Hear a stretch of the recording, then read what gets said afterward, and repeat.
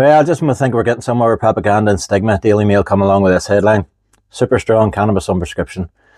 Ever heard the like of it? I mean, at this stage of the game, it's been legal since 2018. They decide to target it now and say that the clinics are pushing super strong cannabis at people. That's certainly not the case. I'll tell the case how it is.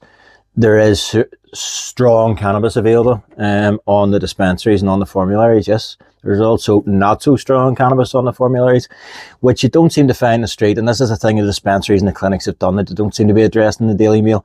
The clinics and dispensaries have actually pushed to get balanced strains and low THC strains on the formulary. So in other words, what I mean is there's strains balanced with CBD and THC, so they're not highly psychotic. It brings a lot of balance. They've actually pushed hard to get these products on the formulary for people, so as there is less problems coming from high THC strains. Yes, there's high THC strains available for those who need it, but whoever doesn't need it, there's balanced strains there, there's low THC strains there, and people are well guided, so there's no issues that way. In relation to it just being handed out willy-nilly, it's not like that. There's a criteria, as everybody knows. You need to approve to try 2 other forms of medication. We need to know that the cannabis is going to help you before it's prescribed.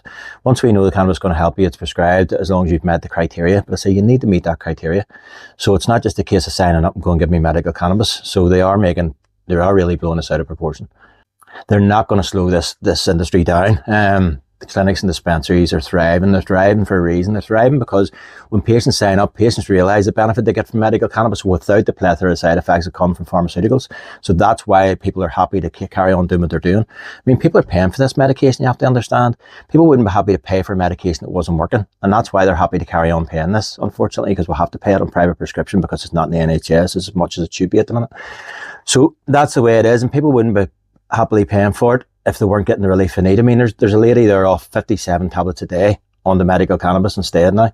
Tell me that's not more beneficial. Do you know what I mean? It's just no side effects. The only side effects she has come from cannabis is she feels a bit more happy.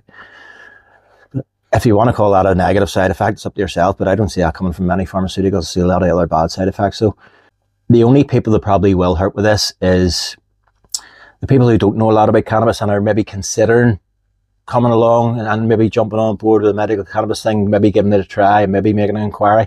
That's just going to put them off making an inquiry. So they're only hurting health the people who need the help of cannabis. So that's who it's going to damage, and that's unfortunate. It really is unfortunate. So shame on you, Daily Mail.